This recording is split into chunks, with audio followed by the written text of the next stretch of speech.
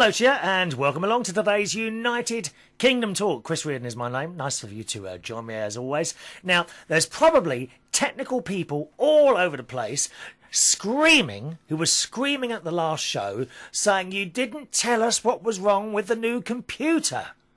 Do you remember I said it kept going beep, beep, every time I turned it on? Well, I did found the fault. Now, someone wrote in. Well, actually, only one person wrote in, which surprised me. Oh, well, I wasn't going to do that one first. Hang on, let me see. Is it? No, it's not that one. No, not that one. Why didn't I sort this out before we started? Oh, you silly, silly boy, Christopher. Oh,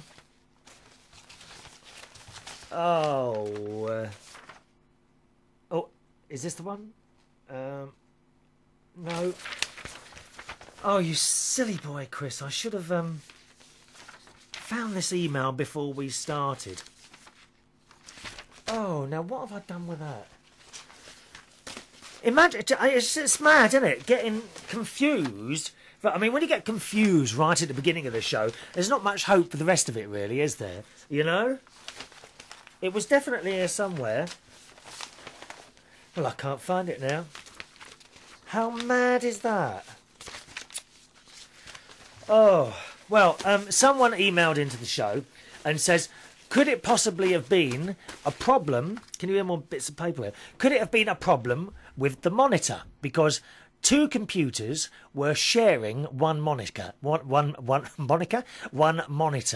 Okay? Was the problem the KVM switch? No, it wasn't. It wasn't the KVM switch. It wasn't anything more than, are you ready for this?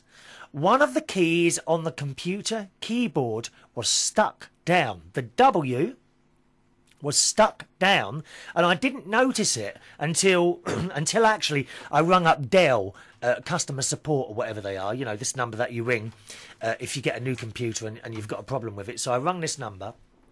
Now, when you go on the Dell website, I have to say, it's got all this business about them winning awards and all this sort of thing with their customer services. Now, once you get through, they're very good.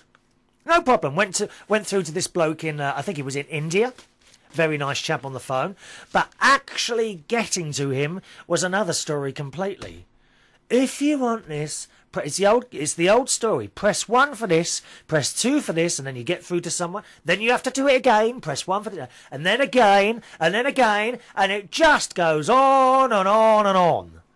And it's very frustrating. Eventually, I got through to someone, and of course, by the time you get through, you can hardly hear a thing. He was so quiet on the phone. The accent was good. He spoke very good English, no problem at all. But I could barely hear him on the phone.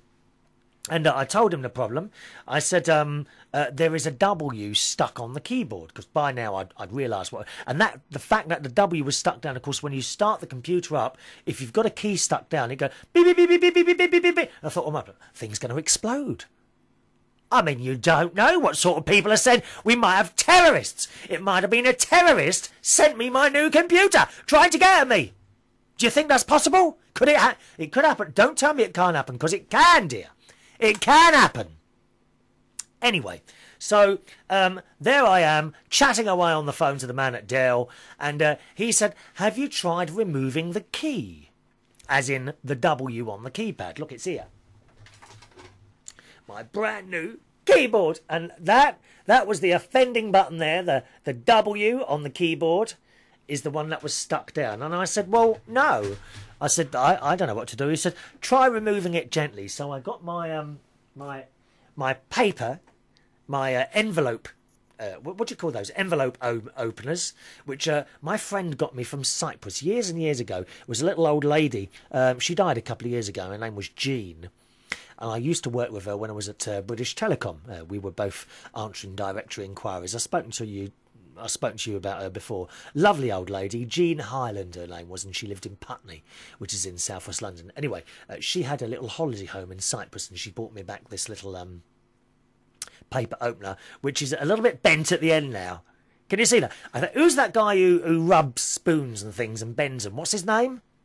Oh, You know the one I mean. He starts rubbing things and they bent. Well, I didn't rub this. This has been caused by me using it as a screwdriver on various occasions. You know how you do. You can't be bothered to go down the stairs into the tool cupboard and get your screwdriver, can you? So you just grab the nearest thing you can find. So I got that. Anyway, this is a little bit bent at the end. So I got this and I kind of carefully prized the W off, and guess what was there? I don't know if it's there now. I think I might have thrown it away.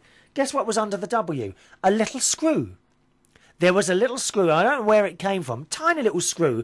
And it was stuck under the W. And what, of course, was happening is that the plastic was catching the screw and it wasn't coming back up again. So I removed the screw gently, carefully. I turned the thing upside down and banged it a couple of times. The screw dropped out. I put the key on, and hey presto, the W now comes up. I shut down the computer, restarted it again. No beep, beep, beep. So there you are, technical people. I'm really disappointed with you. All these geeks that we've got. Right, Carl in Yorkshire, I'm surprised at you. You should have spotted that one, dear. He's going to come back to me and say there's 1,001 things that it could have been. Well, I'm sure it would, but a simple thing like that, Carl. You see, the trouble is with a lot of these technical people, when something goes wrong, they immediately assume worst case scenario, don't they? Oh my God, the processor's gone, or something, or the motherboard's cracked. No, it wasn't. The little W key was stuck down, and now I have fixed it. You see, I could work. I could work on one of those technical support lines, couldn't I? Eh?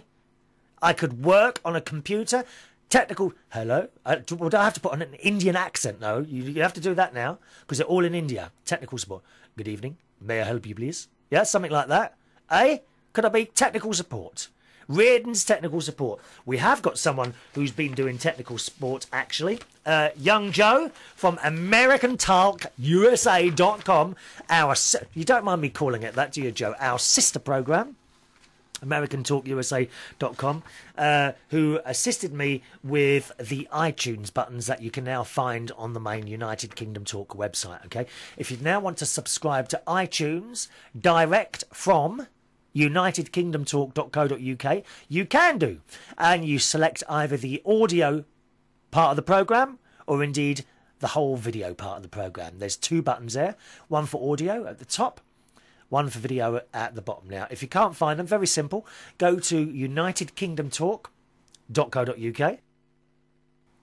On the left-hand side, you'll see lots of dates, okay, starting 2008, 2007, 6, 5, okay? Go below all those dates, and there you will find the two iTunes buttons, as I say, the audio one at the top and the video one at the bottom. So, again, I know I thanked you already about 2 million times, Joe, but I want to thank you again. So I say thank you for the iTunes buttons. The buttons were missing. Thanks for all the pushing. What? Who is it? Ah! Sorry, I'm losing the plot again. And Joe has also recently helped someone else. We're not flowing too well today, are we? Going backwards and forwards, backwards and forwards. Where is this other person's letter? 1 minute. Where is he? Come on, he's here somewhere. He's down the bottom here somewhere, I'm sure he is. Oh, God, I can't find it. I can't find anything today. I did prepare it. I did, Governor. I honestly prepared the show. I can't find it. Oh, we'll come back to that later. I think it was his name. I think it was Nick.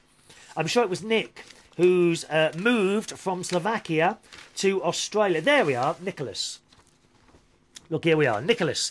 Hi, Chris from Australia. First heard your show in Poprad in Slovakia. Love your podcasts. And he was having trouble with the RSS address for his podcatcher, G-Podder, on his Nokia N800 internet tablet. I don't know what any of those things mean, but I'm sure they're very, very important to you, Nicholas. As I travel constantly, I like to get everything on the podcatcher so I don't miss any shows. Thanks, Nicholas. So he was having trouble, and he was putting, I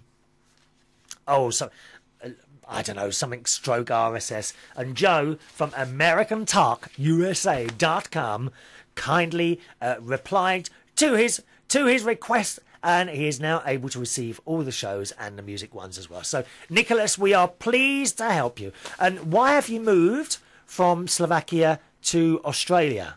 Just wondered why you did that. Have you got a job?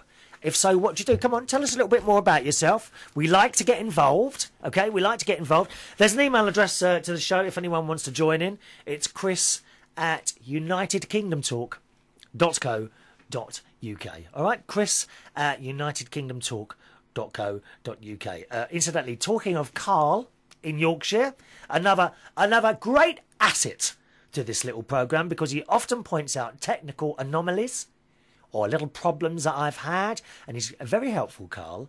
And he said the other day he has noticed the aspect ratio had changed, and I was looking rather thin. Now, I've got to say,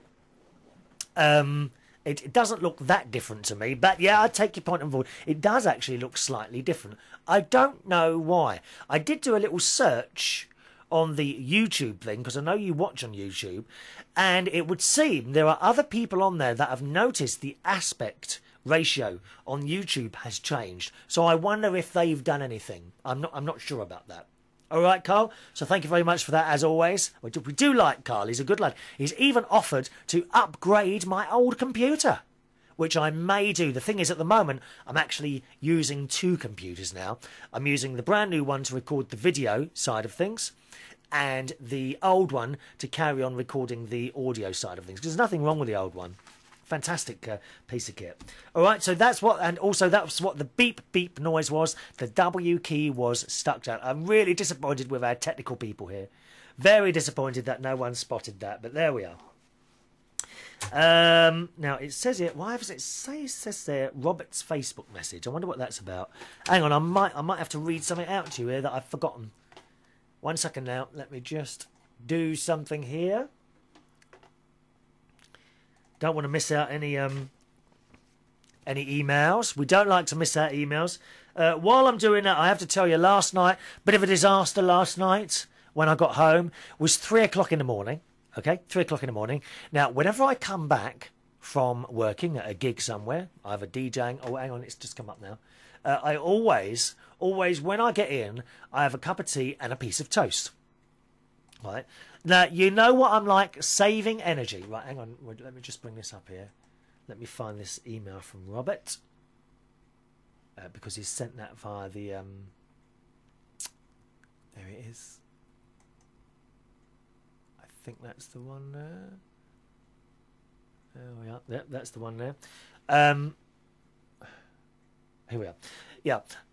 What was I saying? Oh, yes. So I don't like to turn the lights on at night if I can help it. So I get my toast, get my tea, turn all the lights on, and it's usually on a tray. And I'm not very careful. So I've got no lights on at all. I'm going up the stairs. I've got my slippers on. I'm going up my stairs. And I've got my slippers on. There's a reason I've got my slippers on. I'll come to that in a minute. Coming up the stairs, and somehow the front of my slipper caught one of the stairs, and over it all went. Hot boiling tea all over my lovely carpet. And of course the toast. Marmalade on toast. You know what way that fell on, didn't you? Yes, that's right. The toast turned over and landed straight down on the carpet. So there we are. We've got a very wet carpet. It's got marmalade on it as well. So I then, shock horror, had to turn the electric light on. Oh my God. And the meter started going round. Like that. The meter was going round. It's dreadful. Dreadful, dreadful, dreadful. And, of course, I had to go back to the kitchen, turn another light on. Well, actually, I've lied to you there, because those 2 lights do run off my personally installed large solar panel, which works all the lights. All the lights that you're watching me here now, this is all running off a battery. Oh, yes! I've got a big solar panel on the tree, charges a very large battery in the shed, and provides the lighting in the house. All free of charge. We like free. You know we like free. I'm not tight. I'm not tight. I've told you before. I'm careful. Careful. You know Sylvie? I've told you about Sylvie before.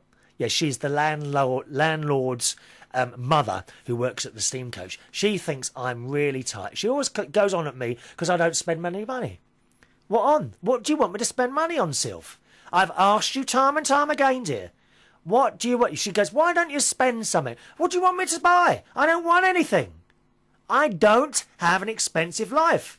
And another thing I don't like doing is being ripped off. If I think I'm being ripped off, I don't buy it. Told you about that holiday in, where was it again? Las Vegas. I was going to go to Las Vegas till I found out the prices they charge for business class there. Astronomical, so I'm not going. She says, but you can afford it. What? That's not the point, dear. It's entirely up to you. If you want to go around all your life being ripped off left, right and centre by people who charge too much for certain things, it's entirely up to you. But it ain't going to happen to me, love. Okay? If I see something's value for money, I buy it. If I don't think it's value for money, I don't buy it, and they can stick it. You know what I mean. Now, where was I? What was I talking about now? Oh, yeah. Yeah, so the tea and the toast, now all over. Gone into the kitchen, threw the toast. Well, I threw it out in the garden, actually, because the birds will eat that. And I had to go and get my 1001 carpet cleaner. Come back upstairs. I got a couple of towels out of the cupboard. I blotted up as much as I could of the tea that had gone all over the carpet. And I got my 1001, started spraying vigorously all over the carpet, blotted it up again, and that's it. The only thing is, I did notice, because they always say on these bottles, test a small corner of the carpet first. Anyway, so I've sprayed this stuff, and I'm putting the towel down onto the carpet. And I noticed every time I pulled the towel back up, it was a bit redder, because I've got a red carpet. So I don't think the carpet's very colour fast in the hallway. Mind you, it's been there. Well, it's been there ever since I've been here, 15 years. See, as I am the only one in the house, these things don't wear out. It's still years of life left in that. Perish the thought that I should ever have to replace anything at all in this house. It really is. Now, so there we are. Drop my tea and toast. Right, we've done that one. Told you about that. Robert's, yeah, Robert, that's it. Robert's the one. He's the only one, actually, that wrote in about my beep, beep, beep, beep, beep problem. And Robert is a new Bingay player. Oh, yes. Hello, Robert.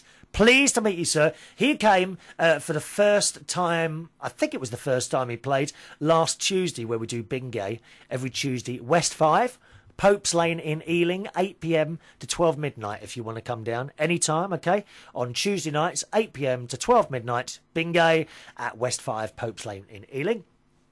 All right? And he kept winning. He won, I think, 3 prizes, and after that he wouldn't play anymore because he was embarrassed. But you shouldn't be like that, Robert. You buy the tickets, you're entitled to ring, my darling. Anyway, he wrote in a... what did he win last week? He won a mobile phone. He won a keyboard, like, you know, a keyboard for computer. And he also won a, like, cuddly toy fish. It looked a little bit like Finding Nemo. Have you seen that film? That's a good film, isn't it? Finding Nemo. So there we are. So he won all those things. And he says, for the technical... And he's become a viewer as well, haven't you, Robert? Welcome to the show, sir. Welcome, welcome, welcome, welcome, welcome home to United Kingdom Talk. And he writes, for the technical problem, I was guessing it was having some problem finding the monitor through your KVM switch. Alternatively, it could be that the KVM switch didn't like the fact it was only being used to share the monitor. So, quite possibly there, but actually, the alarm was caused by the W getting stuck down. But interestingly, Robert, the problem with at the moment, I'm having to use 2 lots of keyboards and 2 lots of mice because the KVM switch has got the old connections, right? Now, the old computer has got the old round connections. I'm not quite sure what they're called on the mouse and the keyboard. The new computer has all USB connections on the keyboard. So I'm only able to use the large plug that goes from the computer to the monitor. That's the only one I really have plugged in now. So I don't know if that's causing a problem as well. And I'll tell you why that is. I have to actually have both computers on to get the new one's picture to come on here. So it's got to be something to do like that. I don't really want to have another monitor in here. I prefer to share the same one with both of them. But I'm not quite sure what I'm going to do about that. Do they do KVM switches where you can use both? Or does it have to be one or the other? I don't know. Maybe you could help me and let me know. All right, Rob? Chris at UnitedKingdomTalk.co.uk. And welcome to the show once again. What else am I going to say to you today? Oh, yes, I've been watching some of the swimmers on the Olympics. Isn't it fantastic? The swimming on there. And I was watching them. I was getting changed, actually, in the dressing room or the changing room at the swimming pool that I go to. And they have television sets in all the changing rooms. Excuse me a minute. And I noticed the swimmers, they're like seals, aren't they? You know, when they dive in and they swim like seals, like almost like a S shape going like that. I thought you look like seals. And I thought, do I look like that when I'm swimming? And then I thought, perhaps not a seal, more like a whale. I think I probably swim more like a whale than a seal. But we do enjoy our swimming. So I have been watching that as well. Yeah, a bit of a problem with my feet. I told you about the reason I've got slippers on. I've got a corn. I mean, that's it now, isn't it? That is an old person's thing, isn't it? Having corns. I always remember my nan. My nan used to sit there in our living room whenever she'd come to visit my mum and dad, and she'd be sitting there telling my mum about her latest visit to the foot clinic. What's that called? Chiropodist. She'd be telling them about the latest visits to the chiropodist and what they've been doing to her corns and bunions. Joe, I can hear my nan talking now. She was a lovely woman, Nanny Hayes. I've got a picture of her somewhere. Hang on a minute. Where's that now? Oh, well, now. Let's just get this down here. I'll describe her. Now, Nanny Hayes, she was your typical nan. Okay? Now, I've got a picture of her here, and in this particular picture, she's wearing a little blue outfit. It was one of my favourite. That's Nanny Hayes on the left-hand side of the picture, and that's actually Nanny Ryan on the right-hand side. Now, Nanny Hayes, although in the picture she looks quite tall, she was actually a little lady. She was quite short, and that's Nanny Hayes there, okay? She was my mum's mother. And in this particular photo, I know some of you can't see it, she's wearing a lovely blue outfit. My favourite outfit of hers was like a very light blue one with white dots all over it. Oh, she was fantastic. And Nanny Hayes, she always had a bar of Fry's chocolate cream in her bag. Always. And mints. Why do nans all carry mints? What's all that about, eh? So that's Nanny Hayes. And on the other side, that's Nanny Ryan. Both my nans have now passed away. Nanny Ryan's there. She was a really strong Irish Catholic lady. Lovely, again, a lovely lady. And they've both got, of course, handbags. All nans have handbags, don't they? Huh? They do. You know they do. We love our nans, don't we? Eh? We miss our nans as well. And she was always telling us about her latest visit to the chiropodist. Anyway, now I've got a corn.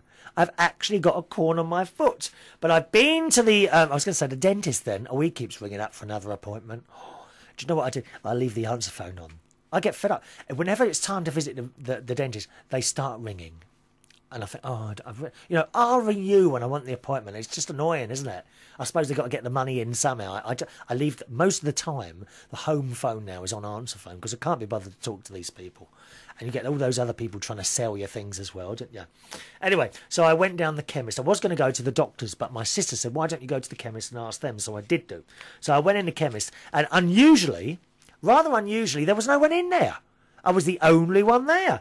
I said, well, I've got a corn on my foot. You don't want to see it, do you? And she laughed. She says, no, thank you. I said, good, because I haven't had a shower yet. I hadn't been to the swimming pool yet. And she's given me these corn plasters. And they've got some sort of medical stuff. Can you see that? You see, the idea is, this is a corn plaster. It's got a pink bit in the middle, okay? And the pink bit in the middle has got some sort of medical stuff on there. And the idea is you put it on your feet. Now, let me just get my foot out. I don't know if I'm going to be able to get my leg this high, but we'll try. And what you do... Can you still hear me all right? I've moved... Sorry, I've moved away from the microphone a bit. I just want to show you, all right, as you can see... hang on, how am I going to do this? Oh, there we are.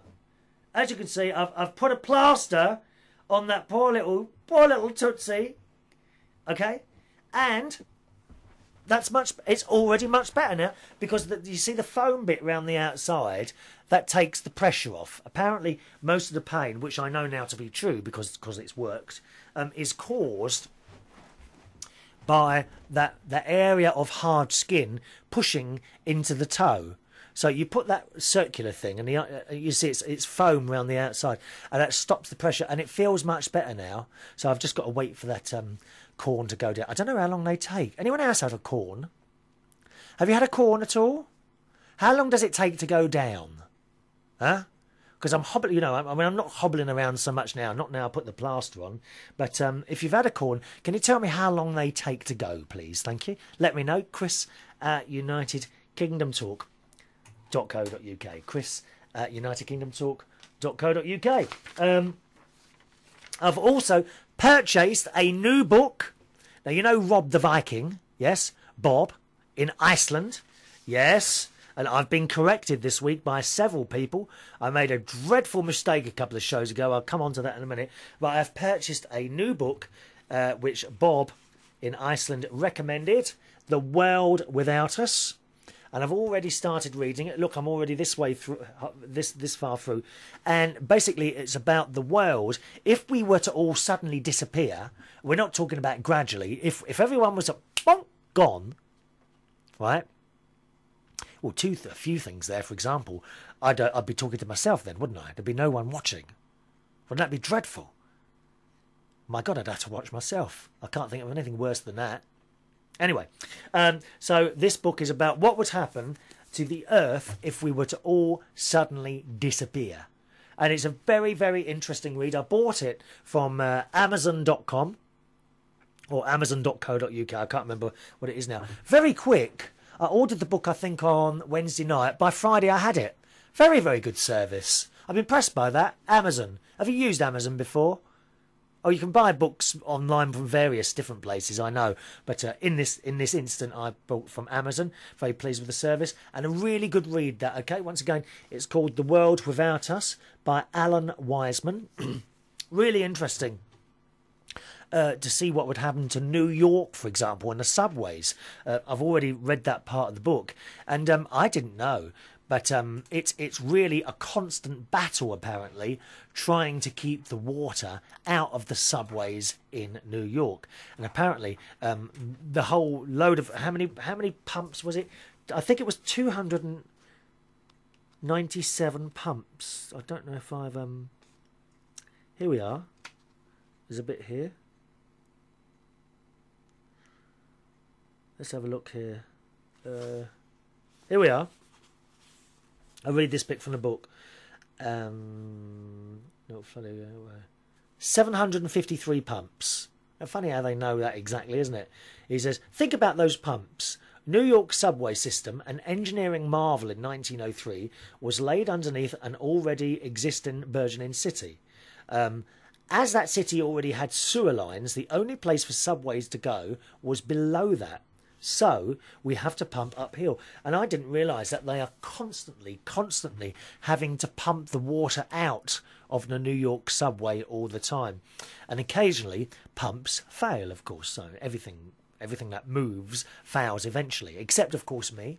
I shall be going on forever and ever and ever. Forever and ever and ever and ever you'll be the one. Yes.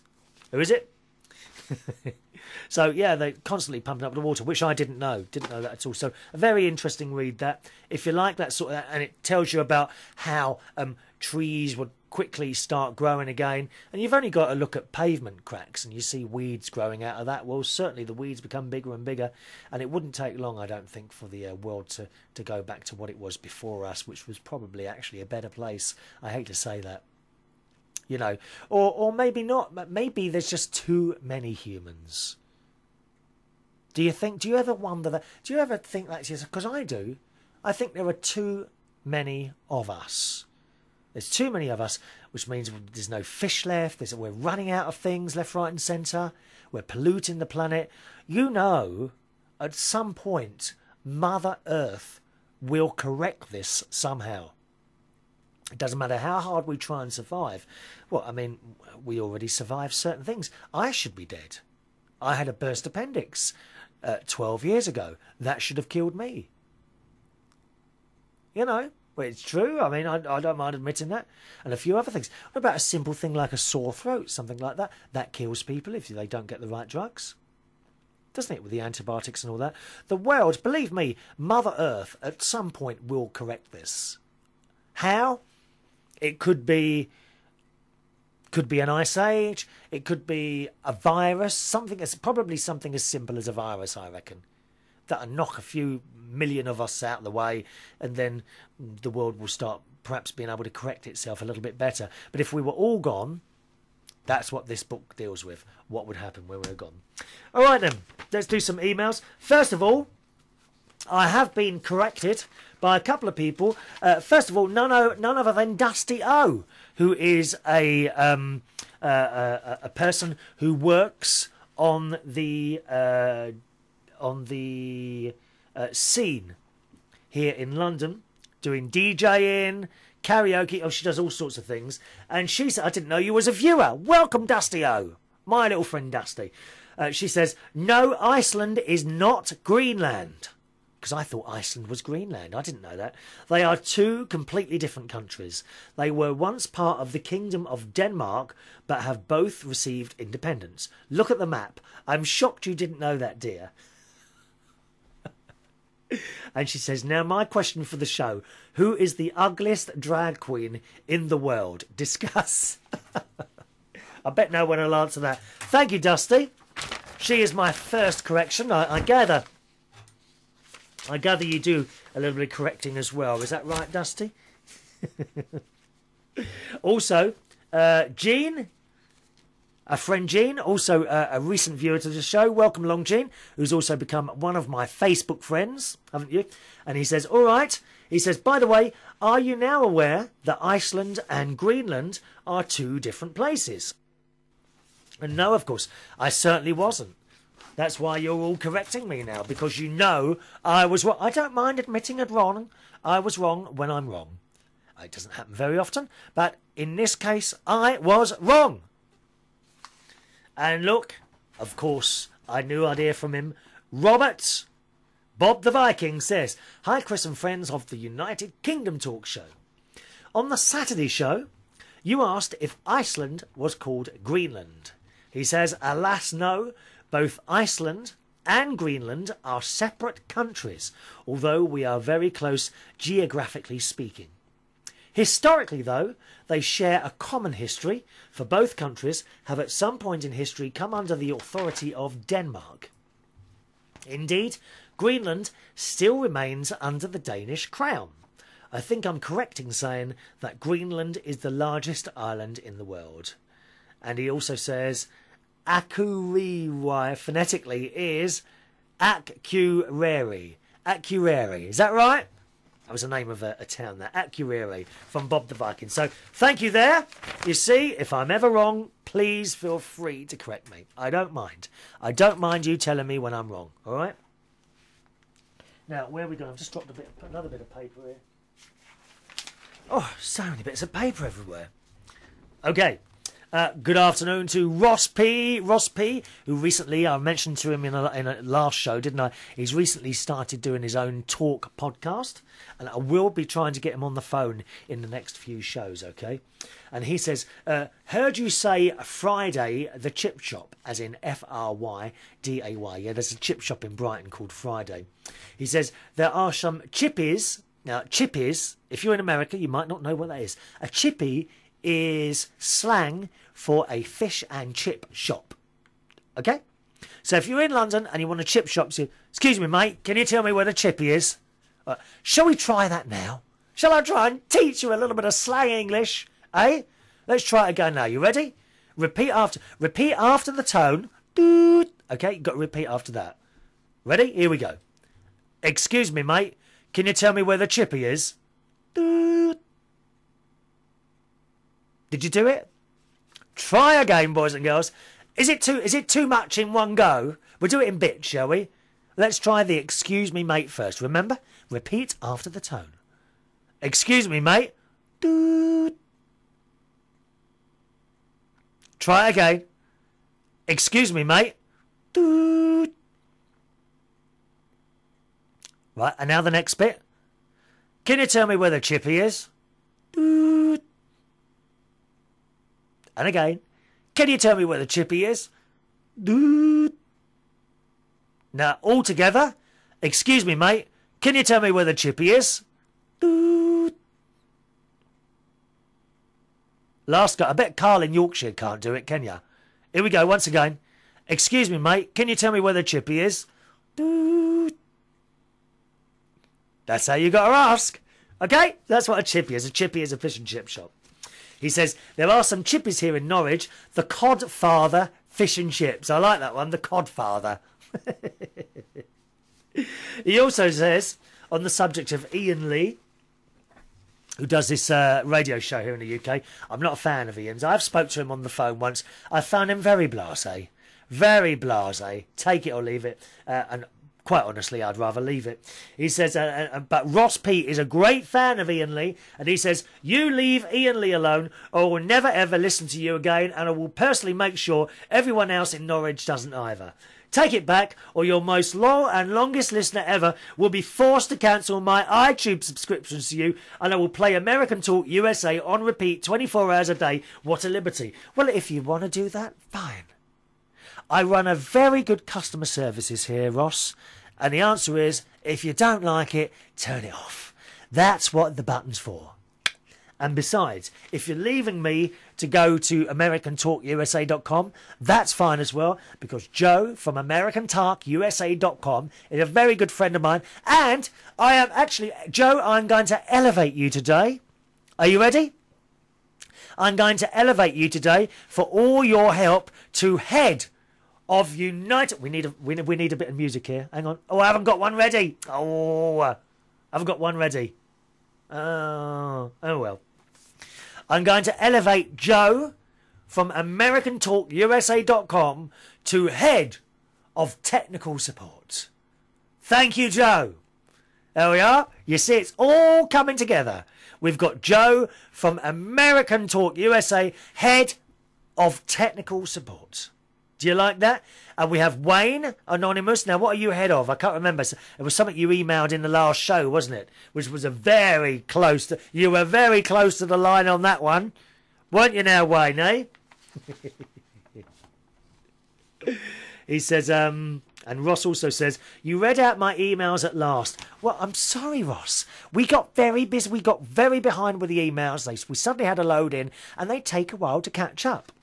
He says, Chris, I would absolutely love you to do my disco at my wedding, which we'll probably have in 3 odd years' time. It would be really cool to get everyone dancing to your funky tunage. Yeah, what sort of music do you want, Ross? It's actually quite a long... Thank you very much for the emails. It's always great to hear from you. And we will, of course, get you on here on the programme to talk and do a little bit of advertising for your own little podcast. Okay, we can do that because none of us are making any money, and the radio stations don't mind advertising podcasts and things like that. And I'm very grateful for them to allow me to do so. Oh, meant to say thank you very much to John and what's her name? Tracy. Oh, I nearly forgot. Oh. Nearly forgot that. Thank you very much to John and Tracy at Venture for editing my profile, which I asked them to do on Venture. Thank you very much for that. Where are we going to now? I think we were actually going to read something out from Joe as well, who is head of United Kingdom Talk Technical Support. Okay, from Joe. Who's soon going to do some volunteering work. Let me just check if it's all right to read this to you. I don't think he said to keep this quiet. Oh, yeah. Yeah, because sometimes some people do like to write in private emails to me. If you ever want to do that, please just put it at the top of the email, not for broadcast. If it's anything at all you want to say, it doesn't matter what it is, okay? If we've got people out there who perhaps... how can I put this? You know all about me, okay? You know what I mean? If you ever want to write a letter, you've never had any contact with perhaps a bloke that fancies another bloke, okay? And you want to talk about it, that's fine as well. And you want a private email, you want someone to talk to, I'm the man for you, okay? Just send in your questions, anything like that, chris@unitedkingdomtalk.co.uk. Just put at the top, not for broadcast, and I'll respond to you and perhaps be able to point you in the right direction to some sort of group or anything like that. Okay, and none of that will, of course, come over the air. Someone, who was it, Sean, the other day, he actually wrote in the other day a very, very complimentary email, which I'm not going to read out, but a very, very complimentary email, which was very nice. So thank you for that one, Sean. And he said it is nice to know that your listeners and viewers feel that they can write in with sometimes private matters, and they know they can trust you, sort of mum's the word, and it doesn't go any further. I'm happy to do that. Believe me, I like to be the friend at the other end of the speaker or the camera. Okay, that's what I like to do. Yes, Joe is going to go and help some people in oh, I'm sorry, Joe. Was it Venezuela, I think you're going? Is it Venezuela, I think? He said, last night I attended my first English as a second language class with about 10 people from Mexico who speak very little English. He says it was awesome to be there and help these people. I mean awesome. For whatever it's worth, you may already know that you too help a lot of people learn English, laugh, smile. Maybe that's your ministry, your mission, your purpose. People trust you. They write to you. And he goes on to say a few other little bits and pieces there, which I think I'll keep private. Let's have a look. Yeah, I'll keep the rest private. So thanks for that, Joe. Yeah, it's true. You know, you do get an awful lot out of knowing that you've done something for someone, or at least I do. I know you do as well. And I know you're going to have a lovely time. I suppose, I don't know if you'll have any hardships when you're out there in Venezuela. I don't know. I'm sure you'll tell us all about it when you come back. All right? Okay, shall we give that email out? Chris@unitedkingdomtalk.co.uk. Chris@unitedkingdomtalk.co.uk. Let's hello to Terry Turner. Hello, Terry. Tez the Burger Turner, he's known as, because Terry does like a beef burger or two, don't you? Eh? Mind you, I'm a bit partial to one myself. I like a bit of cheese on the. We like a bit of cheese on our burger. And Terry says, "Yo, Chris, you spoke about the Olympics briefly on the last show. We'll look at this on Sky News." He says, "We'll look at this on Sky News. Parts of the spectacular Beijing Olympic ceremony were faked. It has been emerged. Apparently, the global television audience of more than 3 billion people, which, as I've said on the last show, I mean, that's quite a lot.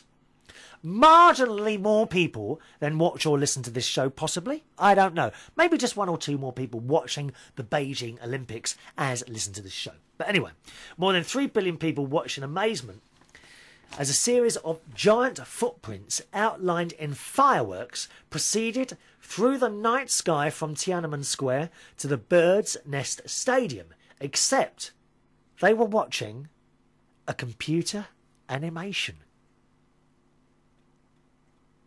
Stunned viewers thought they were watching the string of fireworks filmed from above by a helicopter. Even the giant television screens within the stadium itself broadcast the fake images. But in reality, they were watching a 3D graphics sequence that took almost a year to produce. It even included a camera shake to mimic the effect of filming from a helicopter. The dupe was revealed by China's Beijing Times. Speaking to the paper, the man responsible for the animation said he was pleased with the result. Well, I have to say, Terry, it looked really convincing. It really did. He says, Terry goes on to say, the quote here from the man responsible, "Seeing how it worked out, it was still a bit too bright compared with the actual fireworks," Gao Xailong told the newspaper. But most of the audience thought it was filmed live, so that was mission accomplished. So you see what I mean? So the audience, although they were kind of aware it wasn't going off, they thought that this had all been filmed at an earlier time, whereas in actual fact, nothing actually happened. The designers even added some haziness to simulate the polluted Beijing skyline. Broadcasters around the world had no choice but to show the footage because it all came from one feed provided by the Beijing Olympic Broadcasting, the organisation responsible for filming the Games.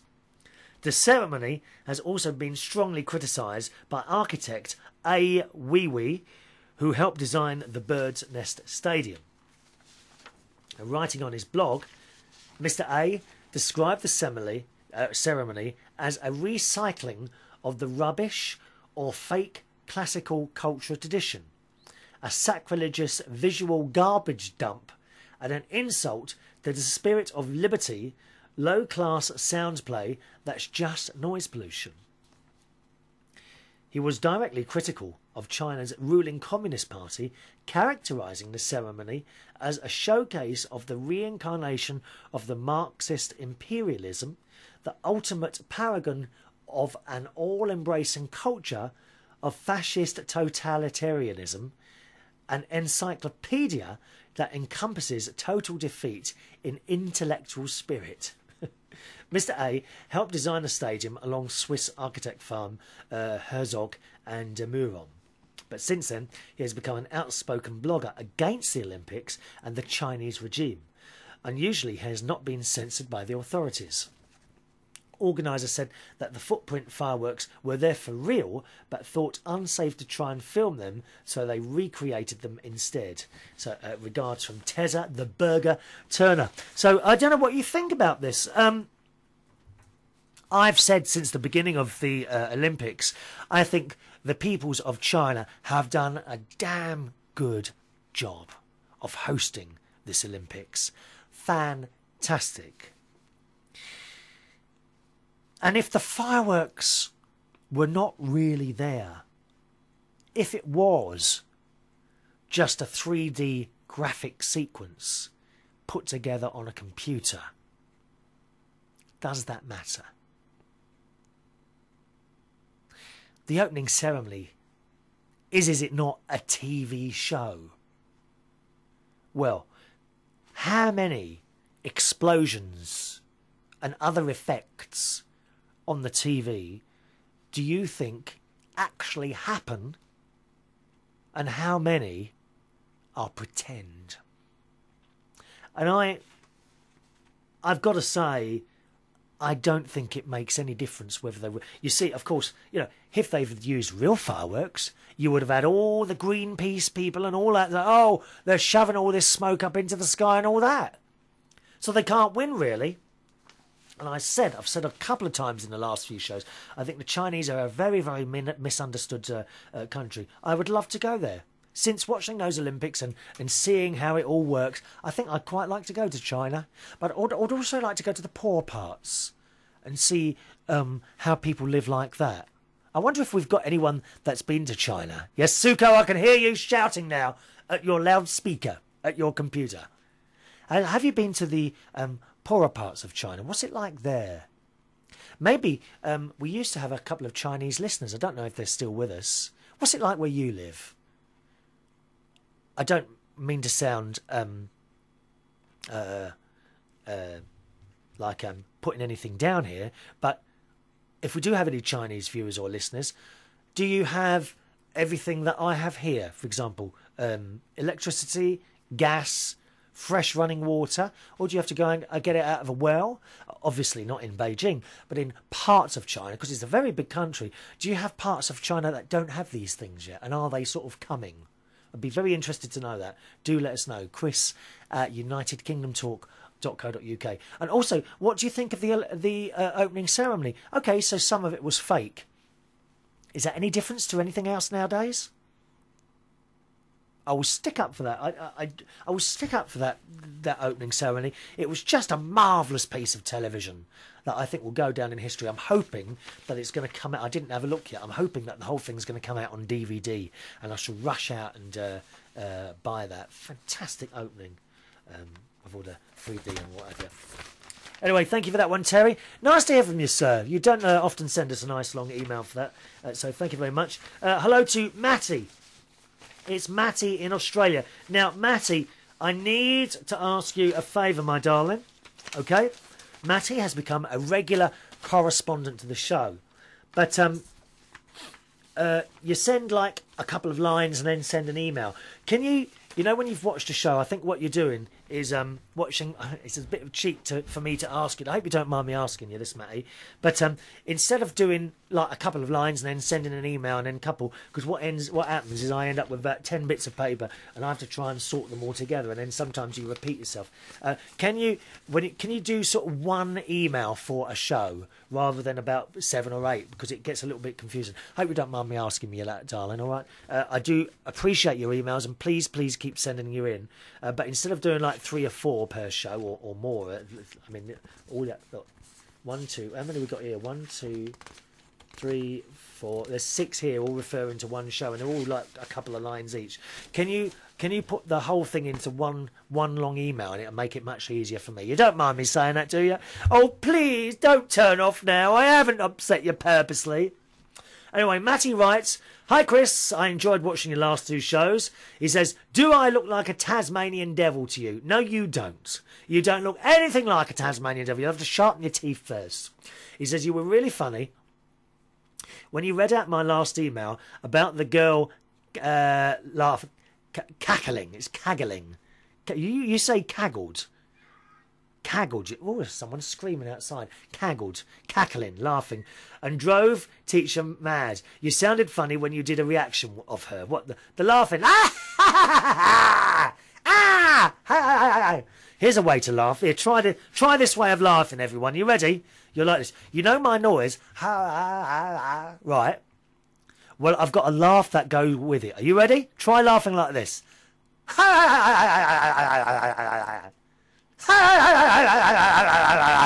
Can you laugh like that? Go on, try it. Oh, you're waiting for the tone, are you? Okay. After the tone, try it. You ready?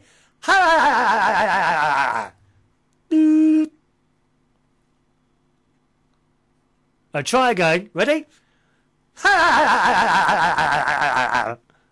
Watch. You have to watch. If you're watching, watch how the face. You have to do the whole face thing. There's no point just trying to like that. You've got to get your face right to get the sound out. You see.